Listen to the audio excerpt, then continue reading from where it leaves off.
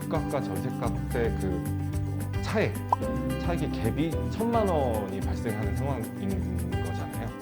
1,000만 원이라는 돈이 있으면은 그 집의 분양권 혹은 그러니까 매입을 할 수가 있게 되는 상황이고, 분명히 존재를 하고요, 리스크는.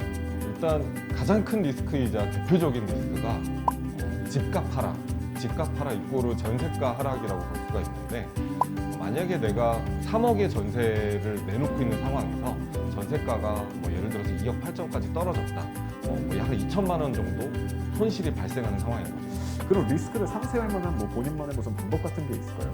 일단은 누구네 집. 이것도 어떻게 보면은 뭐 애초에 집값이 떨어질 만한 곳에 투자를 안 하는 게 가장 또 좋은 방법 중에 하나이고, 그 대표적인 게 우리가 모두가 많이 들어본, 뉴스에서도 많이 들어본 역세권 근처, 그리고 뭐 직주 근접, 쉽게 세입자가 떠나지 않을 만한 집, 그런 좋은 컨디션의 집을 잘 선택해서 임대 사업을 굴리는 것도 한 가지 방법이라고 볼 수 있겠습니다. 네. 그러면 어차피 공부가 좀 필요하겠네요. 이것도 마찬가지로. 네, 왜냐면은 공부가 필요합니다. 네, 전세가율이 떨어지지 않는 그런 곳에. 그러면은 이제 수익적인 부분을 조금만 더 디테일하게 말씀을 해주실 수 있을까요? 방금 전에 그 지인분이 대략 어느 정도 수익을 거뒀는지 지금 말씀을 해주셨습니다. 네. 지금 3년 차라고 하셨잖아요. 일단 제가 하고 있는 민간임대 사업자로 수익을 얻는 방법은 뭐 임대를 해서 월세 수익을 얻는, 그 월세로 수익을 얻는 개념이 아니라 이제 전세를 갱신하거나 새로 받을 때 그때 벌어들이는 수익으로 제가 생활을 한다고 보시면 되고요. 전세가가 역시나 뭐 3억이라는 전제하에 2년이 지나게 되면은 법적으로 5%까지 올릴 수가 있습니다. 그러면 전세 보증금을요? 네, 전세 보증금을. 네네. 그렇게 되면은 2년 뒤에는 3억 1,500까지 올릴 수가 있게 되는데, 이제 2년이 넘어간 집 같은 경우는 지금 약 한 12채 정도, 12채 정도가 최근에 이제 갱신을 했기 때문에 뭐 2억 중반에서 3억 초중반대 집이기 때문에 각 집에서 약 평균적으로 1,500만 원씩 수익을 얻게 돼서 한 1억 조금 넘게 수익을 얻게 됐습니다. 그러면 1억 8천 정도인데 제가 네. 계산해 먹을 때 1,500 곱하기 12 하면은 네. 그러면은 이제 그 중에서 그게 오롯이 시드로 네. 그 시드머니로 활용할 수 있는 자금으로 남아 있는 게 아니라 네. 그 안에 분명히 세금도 있을 것 같고요. 네. 뭐 이제 그 기타 부대 비용들도 맞습니다. 있을 것 같은데. 네. 운이 좋게 이제 뭐 전 세입자가 또다시 2년을 갱신하게 된 경우에는 특별한 부대 비용이 발생하지는 않습니다. 제가 말하는 부대 비용이라 하면은 쉽게 얘기해서 뭐 부동산 중개료, 중개 수수료인데, 이제 평균적으로 부동산 중개 수수료가 한 125만 원 정도 선이라고 보시면 됩니다. 한 집당. 그런데 12개 집 중에서 새로운 세입자를 얻게 된 경우가 3분의 1 정도였으니까 한 4채 정도가 새로 계약을 하게 되어서 일단은 그런 중개 수수료 비용으로 한 5, 600만 원 정도 일단은 사용을 했고요. 두 번째로 매년 뭐 제가 지금 하고 있는 민간임대 사업자뿐만이 아니라 그러니까 특히 부동산, 자산을 갖고 있는 사람이라면은 종합부동산세를 무조건 내야 되기 때문에 그 부동산세로 저는 총 금액이 지금 세율이 매년 달라지고 뭐 좀 복잡한 부분이 많이 있지만 그 부동산 세금으로 약 한 또 300만 원 정도 냈고, 작년 한 해 동안만. 네네. 그렇기 때문에 약 그 1억 재산세는 따로 안 나왔나요? 재산세도 내는데 그 비용이 생각보다 많지가 않아서 재산세도 다 해서 정확하게는 기억이 나지는 않지만 그 금액이 너무 생각보다 적어서 기억이 안 나는 거인데 100단위도 안 예, 나왔나요? 100단위도 저는 안 닿았습니다. 아, 근데 그거는 제가 이제 그때만 해도 약 한 뭐 12개를 가지고만 매겼기 때문에 이제 올해는 25개 분으로 이제 세금이 또다시 바뀌기 때문에 올해는 조금 더 많이 나오지 않을까. 여튼 약 한 1억 8천 정도 수익을 얻어서 부대 비용으로 내고 했을 때 약 뭐 1억 1천에서 2천 정도 근데 그 기타 부대 비용은 집과 관련된 비용이 아니라 제 개인적인 거를 아. 다 제하고 아, 약 한 1억 이상의 수익을 그래도 얻었습니다. 그러니까 2년 만에. 그 기타 비용이라는 개인적인 거라는 것은 이제 뭐 생활비라든지 네, 맞습니다. 생활에 필요한 여러 가지 네, 유류비 뭐 네, 이런 네, 거를 네, 다 네. 포함해서. 그런 것들을 다 제하고도 한 네. 대략 1억 2천 정도의 시드머니가 형성이 된 것 같다. 네, 맞습니다. 그 말씀이시네요. 네. 네. 그러면은 지금 선 계약됐던, 음. 선 먼저 등록됐던 12채에 대한 게 작년에 그렇게 나왔던 네. 부분이고 올해는 더 나올 수도 있다. 25채가 반영돼서. 네. 그런데 이게 이제 본인이 지금 자가로 살고 계신가요? 아니면 뭐 월세나 전세로 살고 계신가요? 어떻게 살고 계신가요? 저는 전세로 살고 있습니다. 그러면은 이제 무주택자인 상태에서 네, 무주택자인 상태에서 임대사업에 모든 이제 소유한 주택은 다 들어가 있는 상태인 네, 거죠. 맞습니다.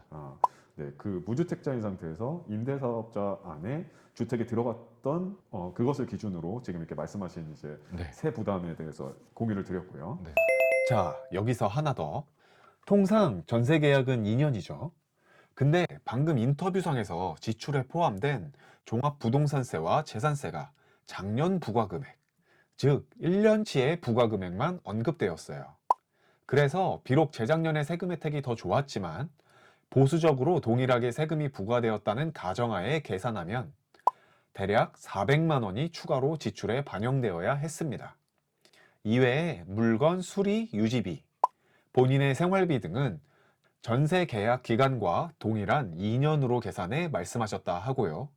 특히 부동산 중개료 같은 경우는 해마다 발생하는 게 아닌 2년 계약 시마다 발생하기 때문에 인터뷰상 언급한 내용이 맞습니다.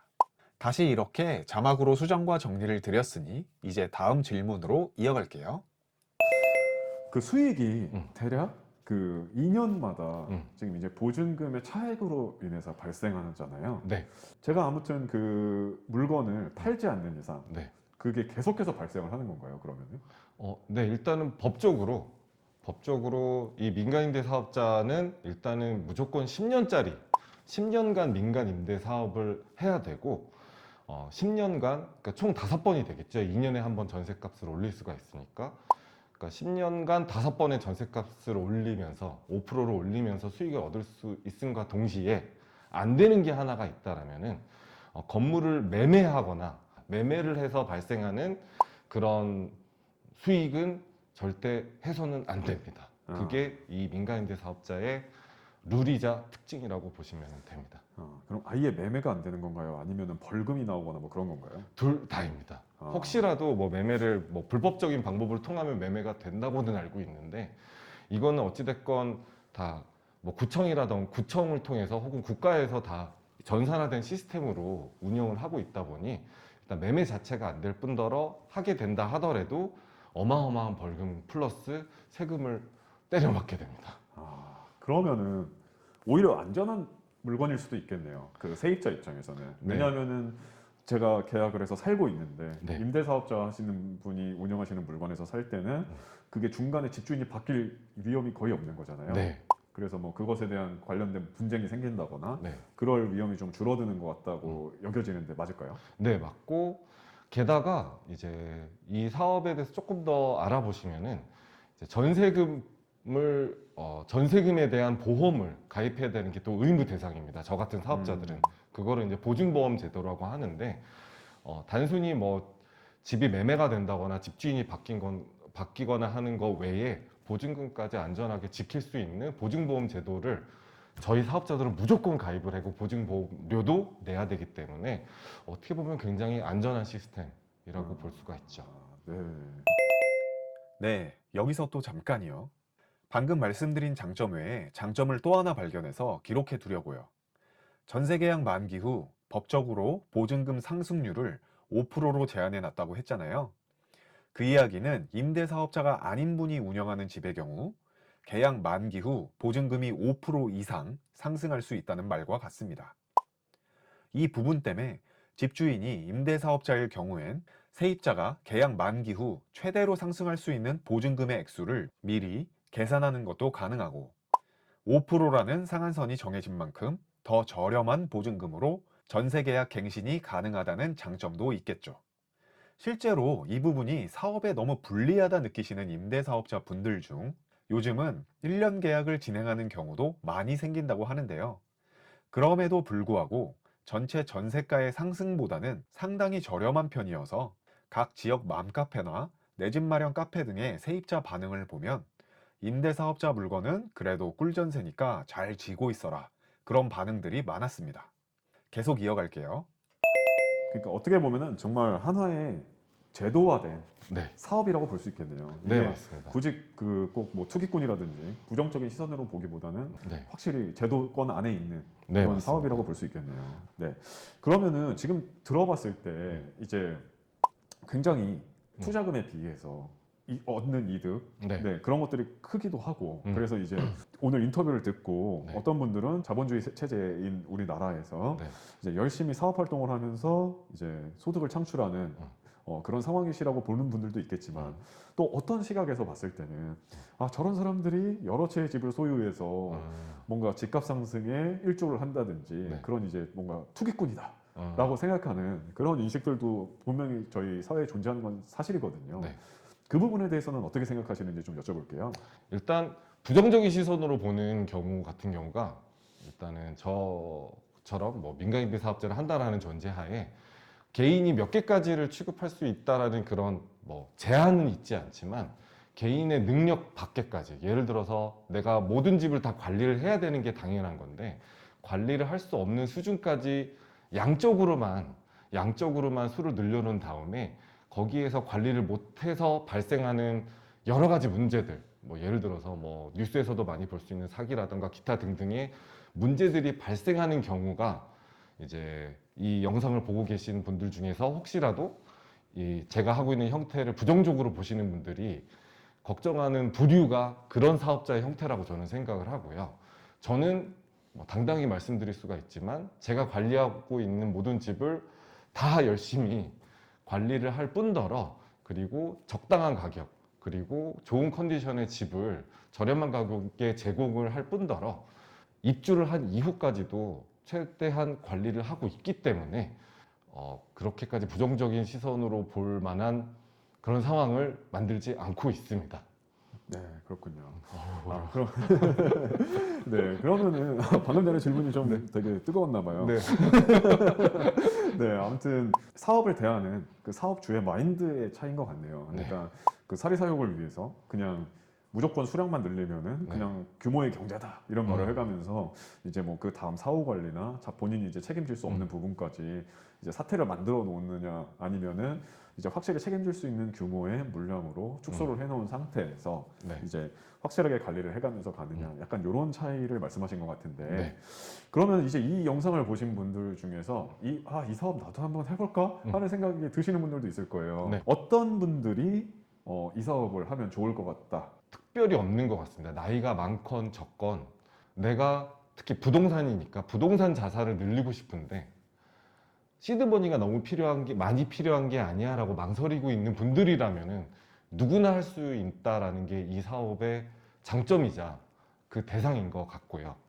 이제 조금 있으면 이제 대선 결과에 따라 또 부동산 시장과 법이 어떻게 바뀔지는 모르기 때문에 제가 감히 예측을 할 수는 없지만 제가 아까 제일 처음에 말씀드렸다시피 제가 갖고 있는 물건지는 전부 서울이기 때문에 서울 부동산 가격이 올랐으면 올랐지 폭락할 일은 없다라는 그 믿음으로 하고 있기 때문에 서울과 근접한 근교에 있는 물건지를 가지고 임대 사업을 하실 거라면 리스크가 있다 하더라도 그거를 뛰어넘는 수익이 있기 때문에 이 사업을 그래도 꾸준히 할 수 있지 않을까라고 전망을 해보겠습니다. 네. 네, 감사합니다. 본인의 아무튼 지금 아까 충분히 저희가 질문 안에서 이제 답변을 드림과 동시에 이 사업에 대한 리스크에 대해서도 충분히 설명을 드렸고 그 부분에 대해서 충분히 리스크 감안을 하신 다음에 이 사업에 대해서 생각해 보시는 거를 저희는 추천을 드리고요. 네. 왜냐하면은 뭐 어떤 사업이든 아무런 리스크 없이 그냥 장밋빛 길만 펼쳐 있는 사업은 없다고 생각합니다. 네. 근데 저희가 괜히 그런 것들을 선동하는 영상이 되거나 그런 것은 원하지 않습니다. 저도 맞습니다. 원하지 않고 출연하신 분도 원하지 않기 때문에 충분히 그런 부분에 대해서 심사숙고하시고 결정하시면 좋을 것 같고요. 맞습니다. 나중에 기회가 되시면은 왜냐하면 제가 그 얘기를 듣다 보면은 이게 어떻게 보면은 그 좋은 물건 이제 임차인으로서 들어오실 분들 세입자분들께 좋은 가격에 좋은 위치에서 좋은 물건을 이제 공급하는 게 그게 어떻게 보면 이 사업의 핵심일 것 같은데 네. 혹시 시간이 되신다면 나중에 그 이제 지금 진행하고 계신 네. 지금 임대로 등록해 놓으신 건물이나 네. 그런 곳에 가서 한번 건물 외관이라도 한번 보면서 왜 여기를 선택했나 네. 네, 그런 것도 한번 뭐 시간이 되실 때 밝혀주시면은 이 영상을 보신 분들이 대충 저런 건물 정도의 기준을 가지고 네. 이제 내가 구매를 해서 임대 사업을 해야지 네. 이제 그 임대 사업이라는 게 정확히 누구도 피해 보는 거 없이 잘 돌아갈 수 있는 거구나 하고 좀 깨달으실 수 있을 것 같아서 네. 그런 것도 나중에 시간이 되시면 한번 네, 뭐 네. 얼마든지. 네, 감사합니다. 어차피 뭐 집은 제 집이지만 다른 사람이 살고 있습니다. 다른 사람이 살고 있기 때문에 네, 집안을 보여드릴 수는 없지만, 네, 이제 뭔가 그 건물이라든지 주변의 맞습니다. 이제 그 환경이라든지 여러 가지 또 얘기 나누고 그런 시간을 갖게 되면은 또 네. 많은 도움이 되실 수 있을 것 같아요. 네. 오늘 이렇게 말씀 정말 감사히 잘 들었는데, 이거 너무 무섭다. 나는 그 다음 세입자들한테 어차피 뭐 줘야 되는 돈인데 전세 보증금을 줘야 되는 돈인데 그거 어차피 나의 빚 아니냐 하면서 안 하시는 분도 있을 테고 네. 이제 듣고서 이제 조금 뭔가 사업적인 마인드나 그런 쪽으로 좀 관심이 있으셨던 분들은 어떻게 보면은 그 10년 동안 5번의 시드머니 형성이라는 그 메리트 때문에 그리고 후처리도 자기가 확실히 할 수 있고 책임질 수 있을 만큼 이제 하실 수 있는 그런 마인드를 가지신 분들 중에 이 사업에 한번 뛰어들어보고 싶다라는 생각을 하신 분도 있을 것 같아요. 네. 다만 뭐 행정적인 절차, 예를 들어서 뭐 그 임대 사업자를 어떻게 내는가, 뭐 아까 말씀하셨던 뭐 전세 보증보험 같은 것도 뭐 어떻게 해야 되지, 뭐 임대 그러면 계약을 하고서 그 다음에는 어떻게 해야 되지, 뭐 이런 여러 가지 절차들이 있잖아요. 네. 일반 이제 시청자 안 해보신 일반 시청자분들께서는 그 과정들도 굉장히 궁금해하실 것 같아요. 그래서 제가 앞으로도 그런 부분에 대해서 조금 더 자세하게 설명드리고 공유드리는 영상을 만들 예정인데 네. 혹시 그때도 좀 출연을 해주실 수 있으면 괜찮으시면 네, 해주시면 좋을 것 같아서 네, 아무튼 또 뵙기를 다시 한번 소망해 보면서 네. 네, 오늘은 이렇게 마치도록 하겠습니다. 알겠습니다. 자, 마지막으로 저희 그 시청자분께 인사 드리면은 끝내도록 하겠습니다. 일단 제가 지금 하고 있는 형태의 민간임대 사업자, 이 사업자 같은 경우는 의외로 이 개념을 이해하면 어렵지는 않은데 생각보다 많은 분들이 이해를 못하거나 망설이는 분들이 많습니다. 근데 분명히 리스크는 존재는 하지만 그래서 제가 아까도 말씀드렸다시피 리스크를 안고서라도 갈 만한 가치가 있다라는 판단이 들었기 때문에 저는 열심히 하고 있고 기왕이면 이 영상을 통해서 약간 이 민간임대 사업자에 대한 그런 부정적인 시선이라던가 혹은 진입장벽이 생각보다 낮다라는 부분을 이 영상을 보고 계신 시청자분들께 잘 전달이 됐으면 좋겠습니다. 이상입니다. 네, 감사합니다. 감사합니다. 이거 다시 찍어야 되는 거 아니에요?